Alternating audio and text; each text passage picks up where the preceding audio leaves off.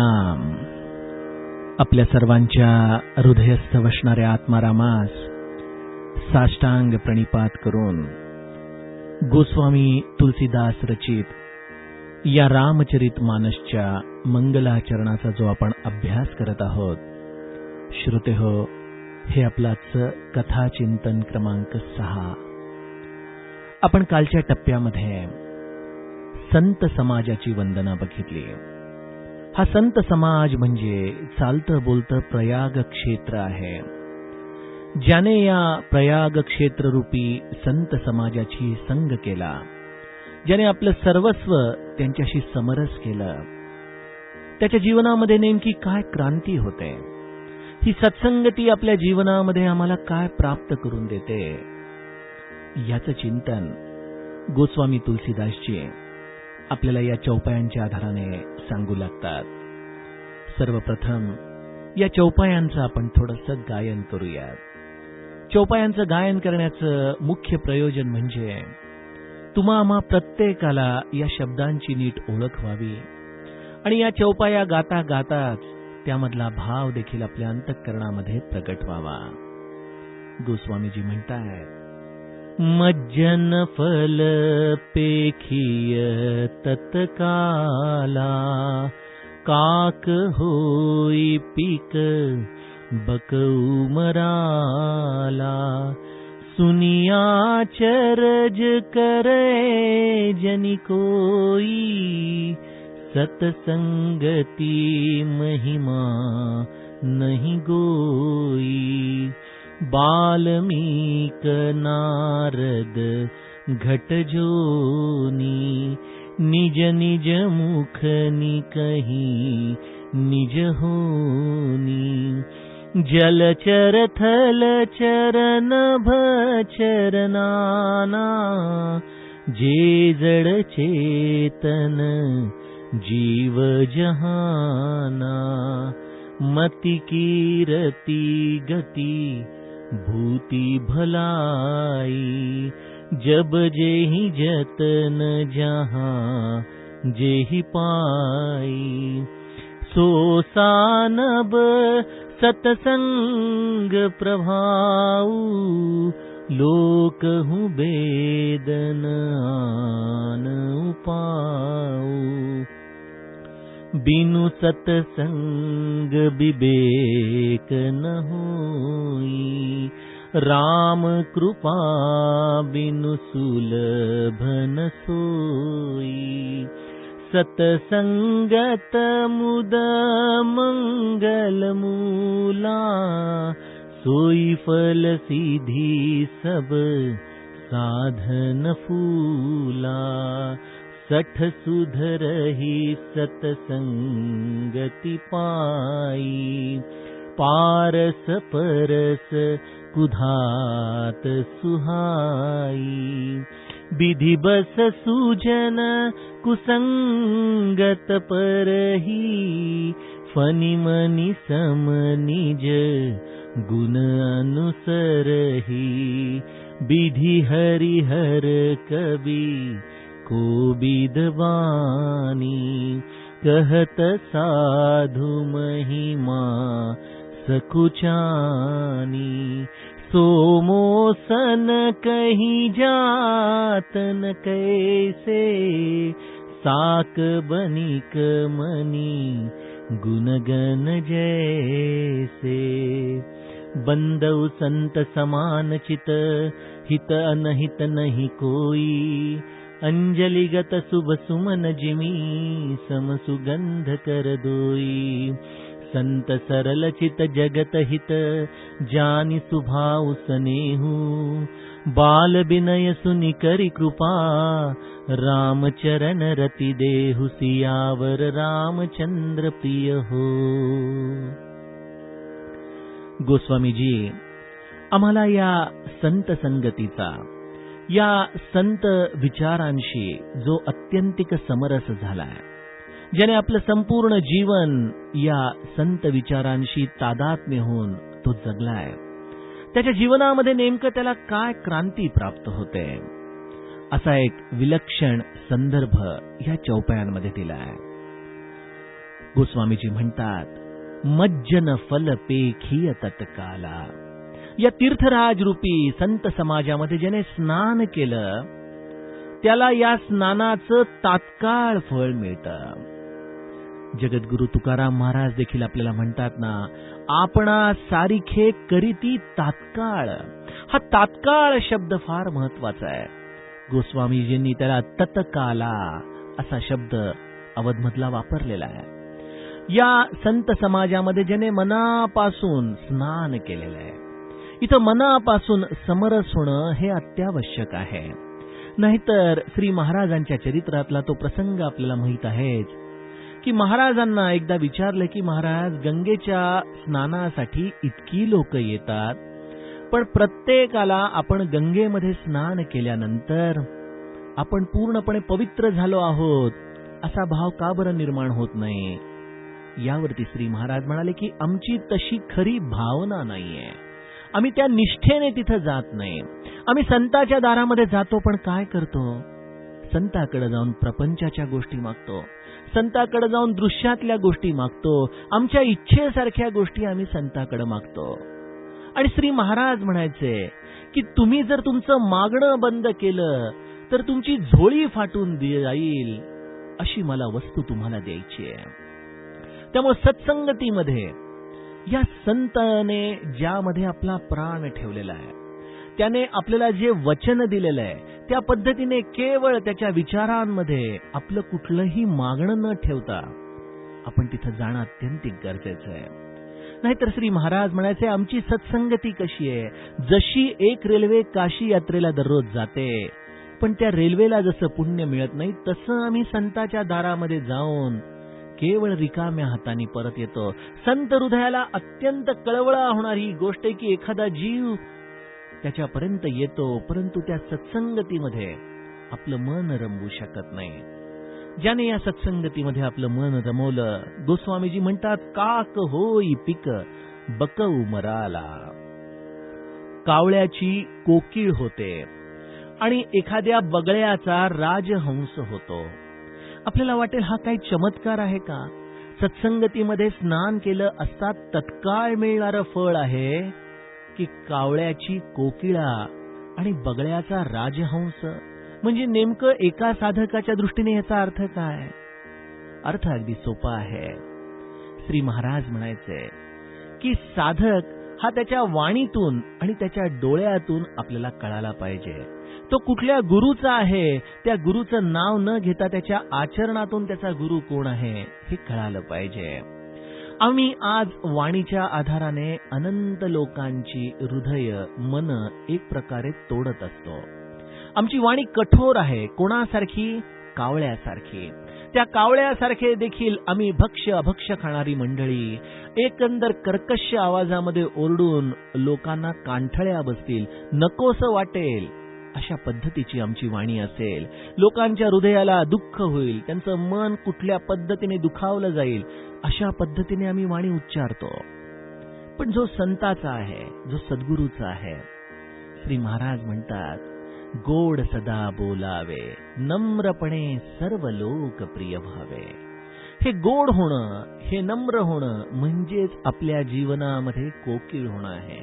कोकिळेचं आगमन अत्यंत शुभ आहे. त्या कोकिळेच्या स्वरामध्ये एक अत्यंत माधुर्य आहे. पहाटेच्या वेळेला या कोकिळेचं होणारं कुंजन आनंदाच्या लहरी प्रत्येकाच्या हृदयात निर्माण करतं. तसा जो सत्संगतीमध्ये मुरलेला साधक आहे तो केवळ आनंदाचा प्रसार करणारा असला पाहिजे. तो जिथं जाईल तिथं केवळ निरतिशय आनंदच सर्वांना देईल.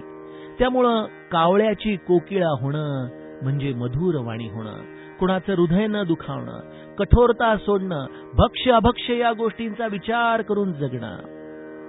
आणि दुसरा स्थित्यंतराचा भाग आहे तो म्हणजे पीक बकऊ मराला. जो बगळा होता तो राजहंस झाला. बगळा काय करतो?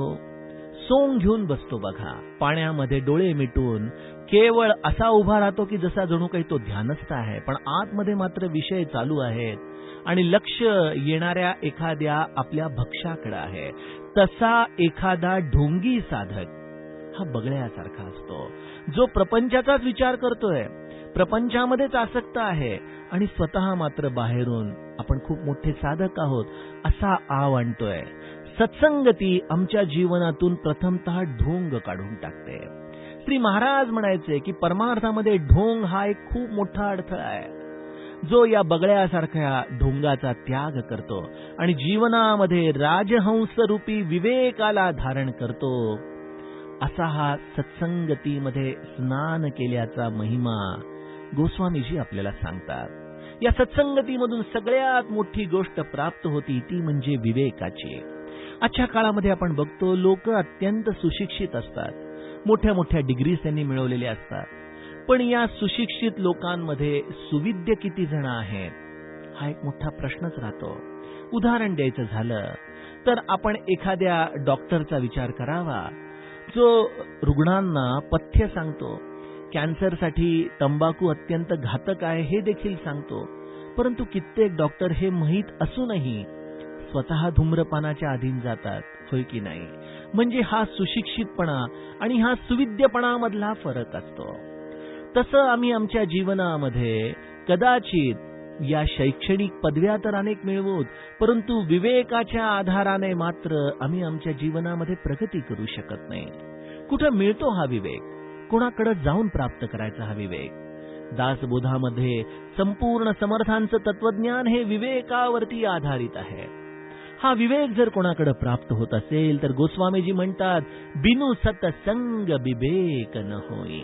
या संत समाजामधून जर आम्हाला खरंच काही घेऊन जायचं असेल तर हा राजहंस रूपी विवेक, हे नीर आणि क्षीर वेगवेगळं करणारं, या जीवनामध्ये सार काय आहे, असार काय आहे हे सांगणारं, माझ्या जीवनामध्ये मला नेमकं काय साध्य करायचं आहे हे ध्येय निश्चित करणारा विवेक सत्संगती देतो. बघा, बिनु सत्संग विवेक न होय.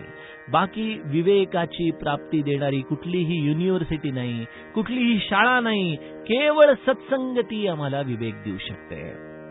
परंतु हा संत संग आमच्या जीवनात कधी येईल? आपल्याला कधी संत भेटेल? कधी आम्हाला हा संत आपलं म्हणेल? आपण असं एक रहस्य सांगू. ज्या वेळेला राम आपली मनापासून वाट बघत असतो ना की मला या जीवाचं कल्याण करायचंय, तेव्हा राम त्याच्या उद्धारासाठी संत आपल्या जीवनामध्ये पाठवतो. राम कृपा बिनु सुलभ न होय. ही रामाची कृपा असते की त्याच्या आधाराने संताचं आगमन आपल्या जीवनामध्ये होतं. आपण रामाला म्हणतो ना, रामा कृपा कर, कृपा कर. श्री महाराज म्हणायचे, एक प्रकारे असं म्हणून तुम्ही रामाला किंवा संताला अपमानित करत असता, कारण की कृपा तर तुमच्यावरती अव्याहत आहे. ती कृपा आहे म्हणूनच श्री महाराज आमच्या जीवनामध्ये आले, म्हणूनच आम्हाला त्यांचा अनुग्रह मिळाला, म्हणूनच त्यांचं प्राण असलेला नाम आमच्या मुखाशी आलं. अशा या रामकृपेच्या आधाराने संत आमच्या जीवनात येतो आणि तो सत्संगतीच्या आधाराने बाकी आम्हाला देईल न देईल, परंतु विवेक रूपी फळ मात्र निश्चित देऊन जाईल. सोई फल सीधी सब साधन फुला. विवेक रूपी फळ आमच्या जीवनात प्राप्त झालं की तो विवेकच आम्हाला या भगवंताच्या दर्शनासाठी तयार करत असतो. अशी ही सत्संगतीची महती गोस्वामीजी आपल्याला सांगताना म्हणतात की मी या सत्संगतीचं महिमा कशा पद्धतीने गाऊ? कोण सांगू शकेल या सत्संगतीचा महिमा? विधी हरी हर कबी को बिद बानी. अहो, साक्षात ब्रह्मदेव नाही, विष्णू नाही, महादेव नाही, कुठला कवी नाही, कुठला पंडित नाही, कोणीही सत्संगतीचा महिमा गाऊ शकत नाही. असा हा महिमा मी देखील तुम्हाला कसं सांगू बरं? कहत साधू महिमा सकुचानी. आणि मी तुम्हाला सत्संगतीचा महिमा सांगणं, गोस्वामीजींचा विनय तर बघा. ते म्हणाले, एखादा भाजीपाला विकणाऱ्या माणसाने मणिरत्नांच्या गुणसमूहाचं वर्णन करावं, त्याची पात्रता तरी आहे का? तसं माझी वाणी देखील सत्संगतीच्या विषयी मी जेव्हा बोलायला लागतो तेव्हा अत्यंत कमी पडते. ती कितीही जरी प्रयत्न केला तरी सत्संगतीचा महिमा गाऊ शकत नाही. अहो, मी एवढंच तुम्हाला सांगीन की या सत्संगतीच्या शिवाय, या संतांच्या संघाशिवाय, या परमार्थाच्याच नाही तर या विश्वामध्ये ज्याने ज्याने म्हणून जे जे काही मिळवलेलं आहे ते केवळ या संत कृपेच्या आधाराने, या भगवंताच्या कृपेच्या आधाराने प्राप्त झालेल्या विवेकातून मिळवलेलं आहे. मती की रती गती भूती भलाई, जब जेही जतन जहां जेई पाई, सो जानब सत्संग प्रभाव. सत्संगतीच्या विषयी मी कितीही जरी सांगितलं तरी जोपर्यंत तुम्ही या सत्संगतीचा आनंद घेत नाही, जोपर्यंत ती तुमचा अनुभवाचा प्रांत ठरत नाही, तोपर्यंत ह्यातून तुम्हाला नेमकं काय प्राप्त झालंय हे कळणार नाही. म्हणून तुलसीदासजी आपल्याला म्हणतात की ज्या म्हणून व्यक्तीने प्रयत्नाने बुद्धी, कीर्ती, सद्गती, विभूती, ऐश्वर्य, महानता यापैकी काही जरी मिळवलं असेल तर ते सत्संगतीचा प्रभाव आहे, यात काही शंकाच नाही. आपण बघतो ना, एखादा मोठा राजकारणी असो, एखादा मोठा नेता असो, एखादा मोठा बिझनेसमन असो, या सगळ्यांना चांगल्या लोकांची संगत लाभली आणि या चांगल्या विचारांच्या आधाराने ते प्रेरित झाले, त्यांच्याकडून एखादी चांगली कला शिकली, म्हणजे या चांगल्या संघाचाच हा परिपाक होता की त्यांना हे ऐश्वर्य मिळालं, त्यांना ही विभूती मिळाली. जर भगवंत रूपी विभूती आम्हाला प्राप्त करायची असेल तर ती संगत केवळ संताच्या माध्यमातून आहे. त्यामुळे या सत्संगतीचा महिमा गोस्वामीजी आपल्या समोर ठेवताना म्हणतात, बाल्मीक नारद घट जोनी, निज निज मुखनी कही निज होनी.